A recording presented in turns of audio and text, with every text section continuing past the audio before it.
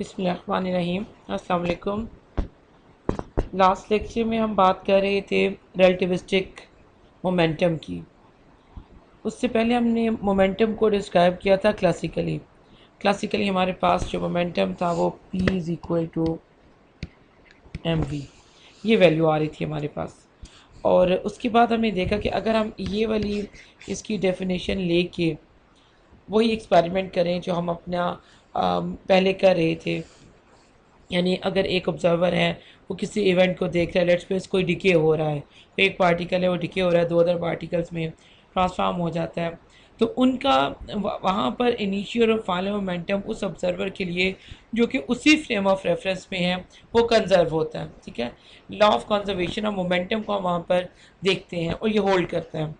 अब उसके बाद क्या होता है, ऐसा ऑब्जर्वर जो कि उसको ऑब्ज़र्व कर रहा है अर्थ से या किसी ऐसी जगह से जहाँ पे वो ऑब्जर्वर तो स्टिल है, लेकिन जो जिस जगह पे ये इवेंट हो रहा है, जहाँ जिस फ्रेम ऑफ रेफरेंस में ये डिके हो रहा है, वहाँ पर क्या था, वो उसके लिए किसी कांस्टेंट स्पीड के साथ मूव कर रहा है। ऐसी सिचुएशन में दोनों ऑब्जर्वर्स के लिए, वो ऑब्जर्वर जो ग्राउंड पे था जो दूसरे फ्रेम ऑफ रेफरेंस में देख रहा है पार्टिकल के डीके को, उसके लिए इनिशियल और फाइनल मोमेंटम सेम नहीं आता।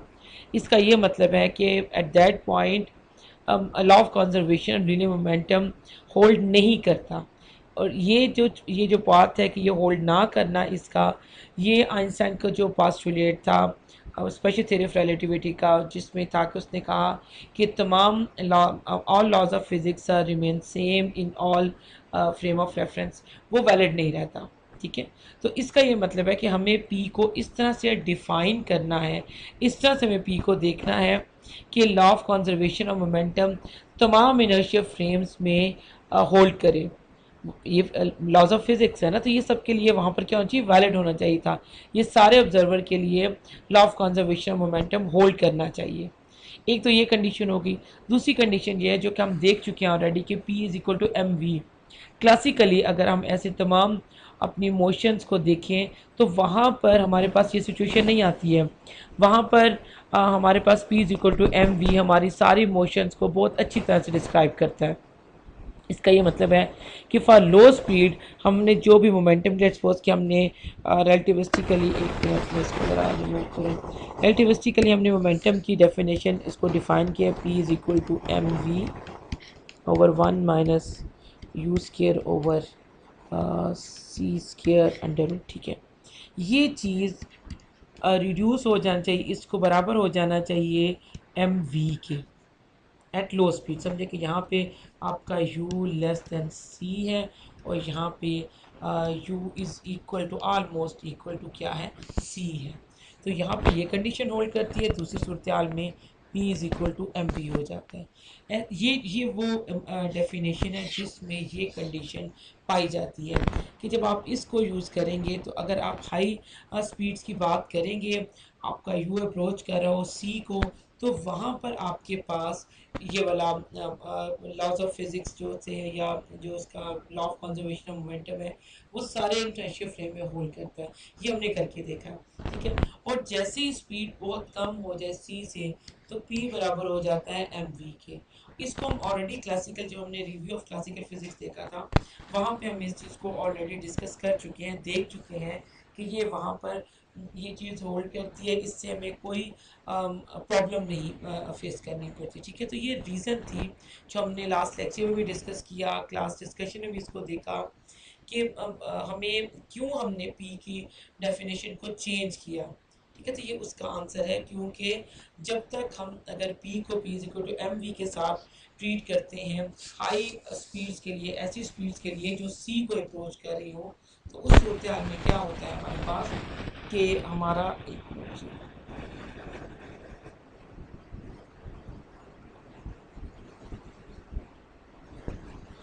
ठीक है।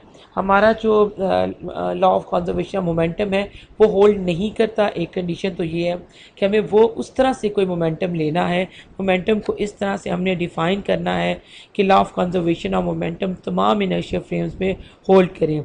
सेकंड कंडीशन ये है कि एट लो स्पीड से मुराद है ऐसी स्पीड जो कि स्पीड ऑफ लाइट से बहुत कम हो, वहाँ पर ये सिचुएशन हमारे पास आनी चाहिए है कि हमारा मोमेंटम एम वी के बराबर आना चाहिए, और ये हमारा हो जाता है। ठीक है जी, ओके। इसके बाद फिर हमने फाइंड आउट किया था कि what is the momentum of a proton moving at a speed of this one. ये सी को स्पीड अप्रोच कर रही है। तो हमने इसको दो तरह से किया था। एक हमने ये किया था कि हमने जो प्रोटॉन का मैस है उसको केजी में ले लिया था, और दूसरी कंडीशन में हमने ये किया था कि हमने इसके मैस को एमईवी में लिया था, मेगा इलेक्ट्रॉन वोल्ट में। तो वो करके हमने इसको देख लिया था और हमारे पास दो डिफरेंट आंसर आए थे। उसके बाद जो हमारे पास अगला कॉन्सेप्ट था that was relativistic kinetic energy. Kinetic energy को हम क्लासिकली डिफाइन करते हैं K is equal to half M V square. ठीक है, लेकिन यहाँ पर हमने देखा कि रिलेटिविस्टिक काइनेटिक एनर्जी हमारे पास आती है ई इज़ इक्वल टू, ये वाला अगर मैं बताऊँ आपको, this is E total energy. ठीक है, ये क्या थी, ये काइनेटिक एनर्जी है। टोटल एनर्जी हमारे पास आ जाती है एम सी स्क्वेयर और 1 माइनस वी स्क्वेयर और सी स्क्वेयर, जबकि काइनेटिक एनर्जी हमारे पास होती है E minus E naught. E naught भी क्या है, ई नॉट भी मैस है, एम सी स्क्वेयर है, इसको हम रेस्ट मैस भी कहते हैं। ऑब्जेक्ट के उस मैस को हम ये कहते हैं ई नॉट जो कि रेस्ट पे हो। ठीक है, अगर कोई ऑब्जेक्ट है मूव करता है तो उसकी और एक उसके साथ हम उसकी जो डिस्क्रिप्शन है वो डिफरेंट हो जाती है। ठीक है जी, इसी तरह से हमने ई को दूसरा एक और ई हमने डिफाइन किया, that is E is equal to P C square plus M C square whole square under root. ठीक है, इस तरह से हमने पी को डिस्क्राइब किया। अब इसकी मदद से फिर हमने क्या किया कि हमने एक और जो प्रॉब्लम था अपना उसको सॉल्व किया। अगर मैं अपने आपके सामने आपको दिखा पाऊँ तो ये जी, इसको भी मैं दिखा की चीज़ें इनको ज़रा मैं इसको कम कर दूँ। ओके जी, what are the kinetic and relativistic total energy of a proton. अब अगर आप देखें तो प्रोटॉन का जो मैस है वो एमईवी में गिवन है।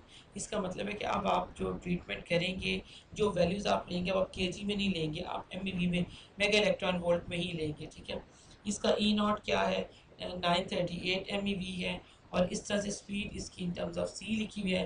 पी हम इसका in terms of mega electron volt over C already पिछले प्रॉब्लम में सॉल्व कर चुकी है। तो इस फार्मूले से फिर हमने इसको सॉल्व किया था। ठीक है जी, इसका ये मतलब हुआ कि ये वाला फार्मूला हमारा, ये जो हमारी डिस्क्रिप्शन है, ये जो हमारी डेफिनेशन है टोटल एनर्जी की, ये हमारे जो भी हाई एनर्जी के एक्सपेरिमेंट्स हैं उनको फुलफिल करती है ये चीज़। इसी तरह से हमने थोड़ा सा इन्हीं इक्वेशन को रीअरेंज करके वेलोसिटी फाइंड आउट की थी। वी को हमने यहाँ से सेपरेट कर लिया था। ठीक है जी, ये हमारे पास हो गया। ओके, आई थिंक अब इसमें यही चीज़ें हैं जो हमने लास्ट लेक्चर में की हैं। तो आज हम नया लेक्चर अपना देखते हैं। ठीक है जी,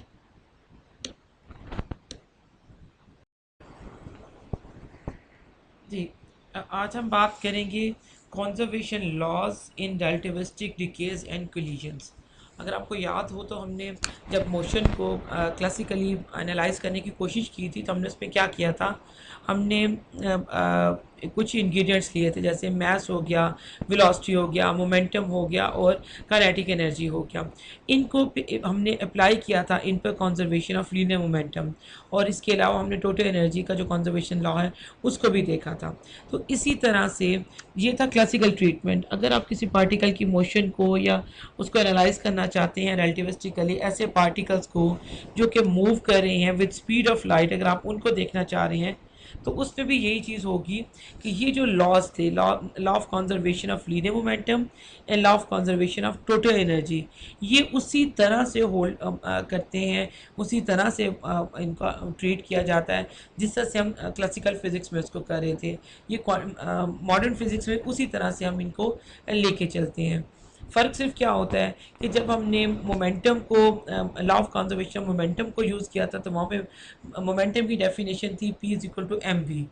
यहाँ पे उसकी डेफिनेशन होगी वही जो हमने रिलेटिविस्टिकली उसको बनाया था। इसी तरह से टोटल एनर्जी का हमने या काइनेटिक एनर्जी का क्लासिकली ट्रीटमेंट डिफरेंट था, और यहाँ पे हम relativistic treatment of total energy या काइनेटिक एनर्जी को कंसीडर करेंगे। बाकी सब कुछ सेम होगा। इसका ये मतलब है कि हमारे पास जैसे हमने क्लासिकली देखा है कि कोई एक पार्टिकल है, उसको आप डिके उसका देखना चाहते हैं, वो डिके कर जाता है दो अदर पार्टिकल्स में। अब हम देखना चाहते हैं कि उनकी वेलोसिटी क्या थी, डायरेक्शन क्या थी, या कोई जो भी उनके बारे में हम उनकी मोशन का, हमने लास्ट टाइम भी इस चीज़ को डिस्कस किया था। जो भी चीज़ आप देखना चाहते हैं, किसी एनालिसिस का मतलब ये होता है कि आपसे कुछ पूछा जा रहा है, कुछ चीज़ें गिवन है और कुछ इन्फॉर्मेशन आपसे कहा जा रहा है कि जो आपको गिवन इन्फॉर्मेशन है इसकी बेस पर आप जो मिसिंग इन्फॉर्मेशन है वो दिए हमें। ठीक है, तो हमने इसको कंजर्वेशन ऑफ लॉस की मदद से, law of conservation of momentum and A total energy, उसके साथ हमने इसको देखा था। तो अभी यहाँ पे हम एक और उसी तरह का क्वेश्चन करते हैं जैसे हमने लास्ट टाइम क्लासिकली एक उसको देखा था, अ न्यूट्रल के मीज़ॉन। ठीक है, ये सारे पार्टिकल जैसे हमने पाई मीज़ॉन देखा था, इसी तरह से एक के मीज़ॉन है। उसका मैथ क्या है जी, 497.7 MeV over C square is moving with the kinetic energy of 77 MeV। आपके पास एक के मीज़ॉन है, उसका मैथ गिवन है। पहली इन्फॉर्मेशन क्या है जी, मैथ, और सेकंड हमें क्या चीज़ गिवन है, काइनेटिक एनर्जी। अगर मैं यहाँ पे साथ साथ इसका टेबल बनाऊँ कि हमें क्या गिवन है, मैस ऑफ के, या इसको मैं लिख लेती हूँ एम के। ठीक है, ये गिवन है मुझे। इसी तरह से काइनेटिक एनर्जी ऑफ के मीज़ान वो भी हमें गिवन है। ठीक है, वो भी जो वैल्यू इसको हम बाद में यूज़ करेंगे। It decays into a pi meson, वो ये पाई से। यहाँ पे पाई मीज़ान का मैस गिवन है। ठीक है जी, इसको हम देखते हैं कि यहाँ पे जो तीसरी इंफॉर्मेशन हमें गिवन है वो sorry, mass of pi meson वो गिवन है। और क्या है जी साथ में, and another particle of unknown mass. अब इसका मतलब है कि पहला जो हमारे पास अननोन को हम लेट्स सपोज मैं कहती हूँ कि एक्स पार्टिकल है कोई, उसका मैस क्या है वो हमें गिवन नहीं है। ओके जी, the pi meson is moving, okay, the pi meson is moving in the direction of the original K meson with the momentum of this one. अगर आप गौर करें तो यहाँ पर पाई मीज़ान का मोमेंटम भी दिया हुआ है। ठीक है, अगर मैं यहाँ पे इसको लिखूँ पी पाई, ये क्या, ये भी गिवन है। मैं वैल्यूज़ नहीं लिख रही, सिर्फ टाइम को सेव करने के लिए। आप इसको जब अभी हम कैलकुलेशन स्टार्ट करेंगे तो अब हम इनकी वैल्यू को देख लेंगे। अब हमने फाइंड क्या करना है, find the momentum and total relativistic energy of the unknown particle. आपने उसका पी फाइंड आउट करना है और रिलेटिविस्टिकली उसको फाइंड आउट करना है। ठीक है, और आपने इसकी टोटल एनर्जी भी फाइंड आउट करनी है। Find the mass of the unknown particle. ये सारी चीज़ें जो ये डिटेल है हमारे पास ये गिवन है। यहाँ पे इसका मोमेंटम एक्स का ये हमें नहीं पता, और एक्स की जो एनर्जी है ये भी हमें नहीं पता। ये तीन चीज़ें हमने फाइंड करनी है। अब हमारे पास पहला पॉइंट क्या है जी, सबसे पहले हम ये देखेंगे कि जो हमारे पास के मीज़ॉन है उसकी, हमारे पास उसकी एनर्जी, इनकी जो के मीज़ॉन क्या है, के मीज़ॉन बेसिकली इनिशियल आपका मोमेंटम या इनिशियल काइनेटिक एनर्जी उसको शो कर रहा है। तो हम सबसे पहले देखते हैं कि काइनेटिक जो टोटल एनर्जी है के मीज़ॉन की वो कितनी है, क्योंकि काइनेटिक एनर्जी को क्या गिवन है, इसकी के मीज़ॉन की क्या गिवन है, काइनेटिक एनर्जी गिवन है। और लॉ कौन सा होल्ड करता है, कंजर्वेशन ऑफ टोटल एनर्जी। ठीक है, टोटल एनर्जी से बनाते हैं। अगर मैं यहाँ पे लिखूँ तो E इज इक्वल टू के minus E not, sorry plus E not था। ये हमारा टोटल ई है, और गिवन क्या हमें, ये के गिवन है। और ये हम जानते हैं कि ई नॉट क्या होता है, ये एम सी स्क्र होता है, जो कि मैथ है किसका, के मीज़ॉन का। अगर मैं फिर इस क्वेश्चन को, अब हमें टोटल एनर्जी फाइंड आउट करनी है। के मीज़ान का मैस गिवन है, ये किसके बराबर, ये क्या चीज़ है, ये बेसिकली ई नॉट है। ठीक है, और ये क्या है जी, ये के है, ये गिवन है। हमने फाइंड क्या करना है, ई। चलें अब हम यहाँ पे इसको ज़रा, अगर हमें वैल्यूज़ लिखी तो हमें पता चल गई, ये हमारा ई है। ठीक है, काइनेटिक एनर्जी ऑफ के मीज़ान प्लस ई नॉट ऑफ के मीज़ान, ये क्या आ जाएगा जी, 77.0 MeV प्लस एम के क्या है जी, मैस क्या है, ई नॉट क्या था हमारे पास, 497.7। आप मेरे साथ साथ करें तो आपको ज़्यादा अच्छी समझ भी आएगी, और अगर कहीं मैं गलती करूँ तो उसका आंसर मिल जाता है। अगर हम इसको ऐड करते हैं तो हमारे पास आता है जी 574.7 मेगा इलेक्ट्रॉन वोल्ट। ठीक है जी। ओके, अब हम क्या करेंगे, यहाँ पे हमारे पास, अच्छा अब हमें टोटल एनर्जी मिल गई, ई मिल गया अब हमें दूसरी क्या चीज़ चाहिए, अब हमें इसका मोमेंटम चाहिए। क्यों? क्योंकि हमारे पास दो लॉज होल्ड करते हैं। पहला law of conservation of total energy और दूसरा law of conservation of linear momentum. ये हमारे पास एक तरह का केवल ये हमारा ई इनिशियल हो गया टू सम एक्सटेंट। ठीक है जी। अब हम पी इनिशियल फाइंड अपना मोमेंटम फाइंड आउट करना चाहते हैं, तो इसको हम किस तरह से करेंगे? अगर आपको फार्मूला याद हो कि हमने E is equal to P C whole square plus M C square whole square under root, इससे हमने p की वैल्यू फाइंड आउट की थी। ठीक है, p किसके बराबर था? हमने दोनों साइड से इस इक्वेशन का वो लिया, स्क्वायर लिया, उसके बाद हम p को एक साइड पे ले गए, तो हमारे पास फार्मूला p का आ गया था, p is equal to 1/c e k का स्क्वायर। ठीक है, और माइनस एम के सी स्क्वायर होल स्क्वायर। ठीक है, और ये क्या चीज़ थी? ये चीज़ यहाँ पे अंडर होता है। यही काम हम यहाँ पे करेंगे उसी इक्वेशन से। अब इसको मैं यहाँ पर बता दूँ, मैं फाइनल इक्वेशन अब आपको पता होना चाहिए कि अभी हमने लास्ट लेक्चर में इसको प्रूव किया था कि कैसे हम टोटल एनर्जी से मोमेंटम फाइंड आउट करते हैं। ठीक है जी, ये बात आई हो कि आप लोगों को याद होगी। ओके जी, मेरे ख्याल में यहाँ पे इसको कर ही दूँ ताकि कंप्लीट डिस्कशन यहीं पर ही हो जाए।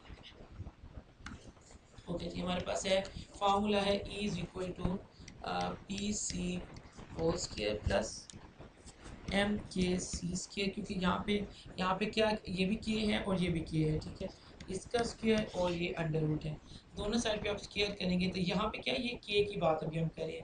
अभी हम इनिशियल जो ये वाला ई था, जो क्योंकि इनिशियल हमारा टोटल एनर्जी है, अभी हम इसको डिस्कस करें। ठीक है जी, तो ई हमारे पास क्या आ जाता है, ई के का स्क्वायर आप करेंगे, ये किसके बराबर आ जाएगा, पी के सी होल स्क्वायर प्लस एम के सी स्क्वायर होल स्क्वायर। ठीक है जी, अब क्या करना है, इसका अंडर रूट हमने खोला है। उसके बाद हम पे पी के सी हमारा एक साइड पे चला गया स्क्वायर के साथ, यहाँ पे क्या आ गया, ई के स्क्वायर माइनस एम के C square whole square under root,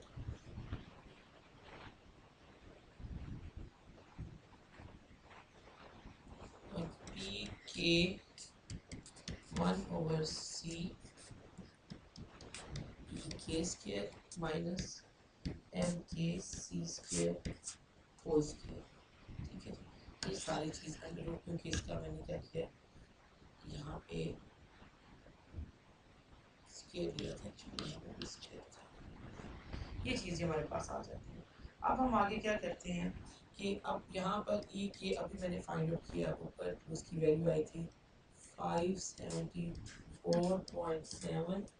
ठीक है, इसका स्क्वायर माइनस 497.7 इसका स्क्वायर, ये अंडर रूट, आंसर आ जाता है जी। और सॉरी, यहाँ पर क्या है, 1/c भी है। ठीक है, 1/c एक्चुअली अस्सी रहता है मोमेंटम में, मोमेंटम बेसिकली उसका यूनिट होता है वो सी में आता है, इसलिए सी को नहीं चेंज करेंगे, सिंपल इन वैल्यूज़ को जब करते हैं तो हमारे पास आंसर आता है जी 287.4 MeV, और एम भी यहाँ पे भी था, यहाँ पे भी था, ओवर सी। ये आपका आ गया पी के। पी के यहाँ पे क्या है, पी के बेसिकली पी इनिशियल है, इनिशियल मोमेंटम है। ई के क्या है, टोटल इनिशियल मोमेंटम है, सॉरी एनर्जी है। ये दोनों चीज़ें हमने फाइंड आउट कर ली हैं।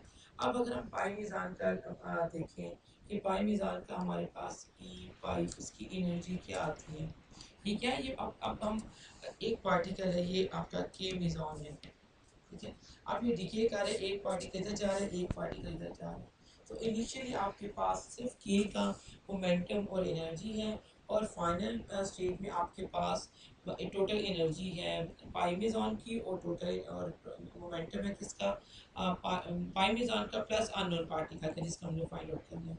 ठीक है जी, अब अगर हम इसको थोड़ा सा रिमूव कर दें, ओके जी, यहाँ पे अब जी हमारे पास आता है C P pi, total energy find out कर रही हूँ, M pi C square whole square under root, ये चीज़ हमारे पास आ जाती है। इसकी क्या वैल्यू है सी पाई की 381.6 MeV,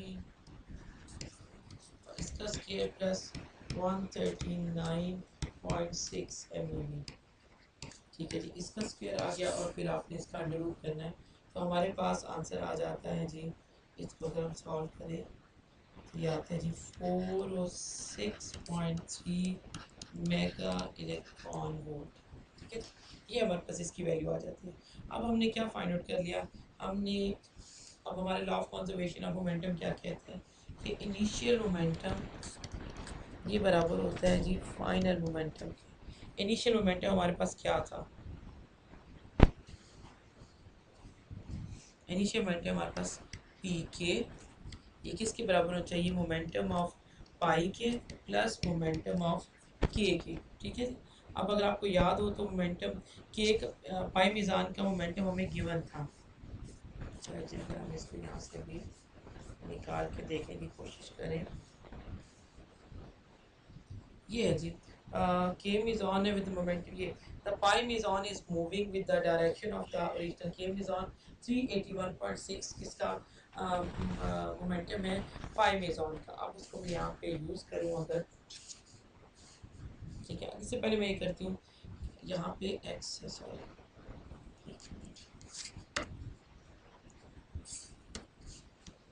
ये अननोन पार्टिकल है ना, तो इसका ये मतलब हो गया कि अननोन को मैं एक साइड पे लेती हूँ, पी एक्स उधर ले जाती हूँ, पी के माइनस पी पाई अगर मैं कर दूँ, क्या ये मोमेंटम ऑफ के मोमेंटम ऑफ पाई है, पाई मेजॉन है, तो मुझे किसका मोमेंटम मिल जाएगा, अननोन पार्टिकल का। मुझे काम हो गया,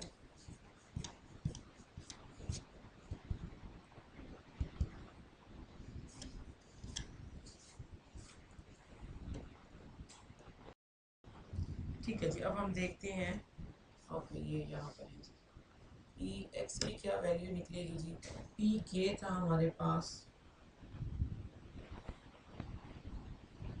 287.4 माइनस 381.6, ये आ जाता है जी -94 MeV mega electron volt over C. ये हमारे पास पहली चीज़ हमने फाइंड आउट करनी थी मोमेंटम ऑफ अननोन पार्टिकल, और इसको हमने फाइंड आउट किया है using conservation of linear momentum. Law of conservation of linear momentum हमें ये बताता है कि आपका initial momentum should be equal to final momentum. तो इसको हमने इस चीज़ को अप्लाई करते हुए अपने अननोन पार्टिकल है जो कि हमारा एक्स था, उसकी हमने मोमेंटम निकाला है, दैट इज -94 MeV। ठीक है जी, अब हम आ जाते हैं समथिंग आगे, मेरे ख्याल में यहाँ पे आप उसको आपको देख कर सकते हैं। ओके जी, अब हमें दूसरी चीज़ चाहिए टोटल एनर्जी। अब टोटल एनर्जी हमें इसलिए चाहिए कि अब हमने क्या फाइंड आउट करना है, एक एनर्जी ऑफ अननोन पार्टिकल। तो ई के क्या है हमारा इनिशियल टोटल एनर्जी है, ये किसके बराबर होनी चाहिए, एनर्जी ऑफ पाई जो भी इसकी टोटल एनर्जी है प्लस एनर्जी ऑफ एक्स। आपको याद है जो हमने किया था कि अगर अभी आपके पास दो पार्टिकल, लेट्स सपोज यहाँ पे 3 पार्टिकल प्रोड्यूस हो रहे होते, तो आपने क्या करना था, उनकी एनर्जी को भी उसके साथ ऐड कर देना था। यहाँ पे भी 2 पार्टिकल है तो हमने सिर्फ 2 की एनर्जी को किया। इसका मतलब है अननोन को आप इधर ही रहने दें, ई एक्स और ई सॉरी, यहाँ पे आपके पास आ जाएगा जी ई के माइनस ई पाई। ठीक है, यहाँ से हमें क्या मिलेगा, वो वैल्यू मिलेगी जो कि हमारे पास अननोन पार्टिकल की एनर्जी है। अननोन पार्टिकल की एनर्जी अब क्या निकलेगी हमारे पास, ई की हमने फाइंड आउट किया था 574.7 माइनस आप करेंगे 406 से हमने फाइंड आउट किया था टोटल एनर्जी ऑफ पाई मीज़ान। ठीक है, तो हमारा आंसर क्या आ जाते हैं जी 168.4 MeV। ठीक है, ये हमारे पास टोटल एनर्जी थी के मीज़ॉन की, और हमने law of conservation of total energy को अप्लाई करते हुए हमने टोटल एनर्जी फाइंड आउट किया किसकी, एक्स पार्टिकल की, ऐसा पार्टिकल जो अननोन है। ओके जी, दो चीज़ें होगी। थर्ड पॉइंट था हमारे पास कि हमने मैथ फाइंड आउट करना था एक्स का, ठीक है। वो हम कैसे करेंगे, अब हमारे पास जो फार्मूला है, अब हमें पता है कि उसकी टोटल एनर्जी क्या है, अब अननोन पार्टिकल की हमें ये भी पता है कि उसका मोमेंटम क्या है, ठीक है। तो हम ये वाला फार्मूला अप्लाई करेंगे। मैं ये कलर लूँ, ये थोड़ा प्रोमिनेंट है।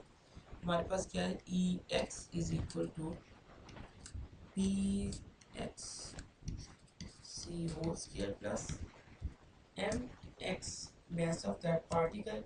यहाँ पे क्या आ जाएगा जी, इसका C square square under root, ठीक है। इसका फॉर्मूला, ये टोटल एनर्जी का फॉर्मूला है। यहाँ से हम क्या करेंगे, अपने पास हमारे पास या बदली चीज़ आ जाएगी। अब हम क्या करेंगे, दोनों से इसको स्क्वायर करेंगे। E X square is equal to P X C whole square plus M X C whole square square, ठीक है। जब इसको क्या करेंगे, हमने फाइंड करना है एम एक्स सी स्क्वायर, ये किसके बराबर आ गया, E X square plus P X C whole square. अगर आप इसका स्क्वायर उड़ा दें तो यहाँ पे क्या आ जाएगा, अंडर रूट आ जाएगा। क्लियर जी, ये बात सब लोगों के पास आ गई। ये पॉइंट मैंने क्या किया है, जो हमारे पास टोटल एनर्जी फाइंड आउट करने का वे है, वहाँ से मैंने उसके मैथ को अलग कर लिया। हम इसको मैथ चाहिए उस पार्टिकल का, ब्रेस्ट मैथ चाहिए। अब हमने उसको मैथ को करने के लिए मैंने सिर्फ इक्वेशन को रीअरेंज किया। अब अगर हम इनकी वैल्यूज लिखें तो यहाँ पे हमारे पास क्या आता है जी, ई एक्स आ रहा था 168, अभी हमने फाइंड आउट किया है 0.4 प्लस इसका स्क्वायर माइनस हमारे पास यहाँ पे माइनस, ये ई एक्स ये प्लस के साथ और ये माइनस के साथ आता है। मैंने पहले इसको नोट नहीं किया।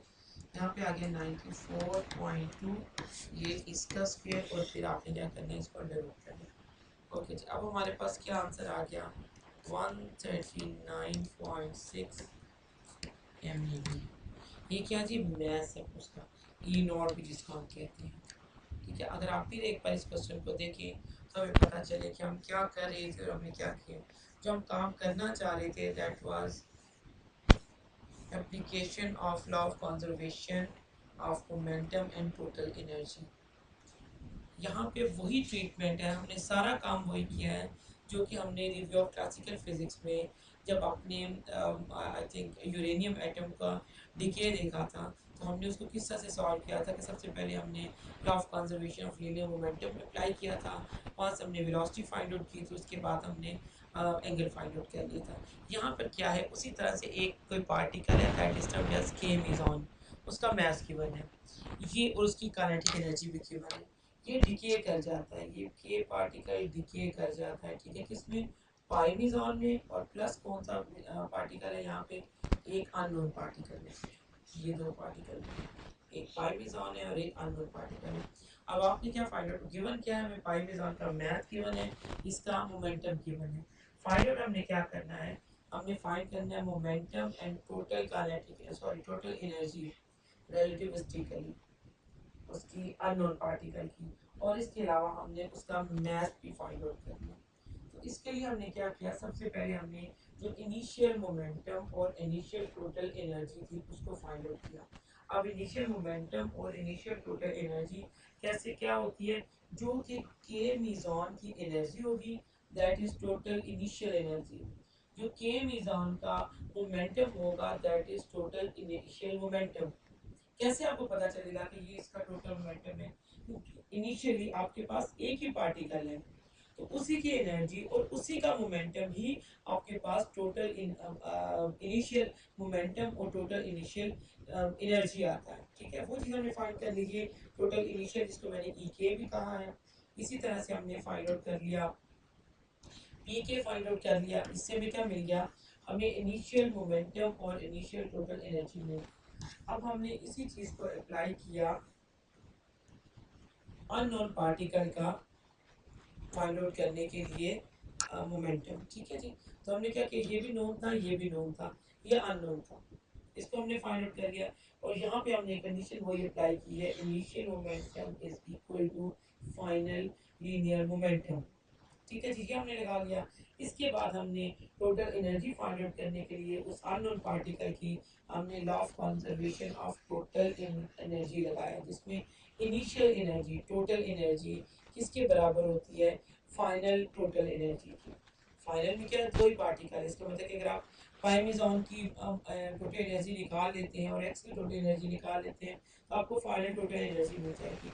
इस फार्मूले को यूज़ करते हुए, इस इक्वेशन को यूज़ करते हुए हमने जो हमारा अननोन पार्टिकल था, एक्स पार्टिकल था, उसकी हमने टोटल एनर्जी फाइंड आउट कर ली, क्योंकि हमारे पास ये चीज़ आ रही है। और लास्ट चीज़ हमारे पास थी मैस ऑफ एक्स, उस पार्टिकल का मैस क्या है। उस मैस को फाइंड आउट करने के लिए अगेन हमने जो हमारे पास इक्वेशन थी relativistic treatment of total energy, इसमें पी भी आ रहा था और एम भी आ रहा था, उसको लेके हमने उस इक्वेशन को रीअरेंज किया है और यहाँ से हमने पार्टिकल का मैस फाइंड आउट कर लिया, जो कि ये है। ठीक है जी, एक एग्जांपल थी आपकी कि किस तरह से आप law of conservation of linear momentum and total energy को अप्लाई करते हैं। बिल्कुल वैसे ही करेंगे जैसे क्लासिकली आपने अप्लाई किया था, लेकिन सिर्फ ये होगा कि वहाँ पर आपका पी था एम वी, और आपकी जो काइनेटिक एनर्जी थी वो हाफ एम वी स्क्वायर था, और आपकी जो टोटल एनर्जी होती है जिसको मैं अगर ई कहूँ तो वो kinetic energy plus other forms of energy होता है। तो यहाँ पे आपका पी क्या है जी, यहाँ पर हमने पी निकाला है टोटल एनर्जी से। ठीक है, आपको पता है कि पी सी आपने क्या निकाला, इसी तरह से ई आपका in terms of P C क्या निकलता है ये आपने देख लिया है। ठीक है जी, और इसी एनर्जी बेसिकली आपने इसी एक इक्वेशन से, मैं अगर इस इक्वेशन को लेट से दोबारा लिखती हूँ कि E is equal to P C whole square plus M C square whole square.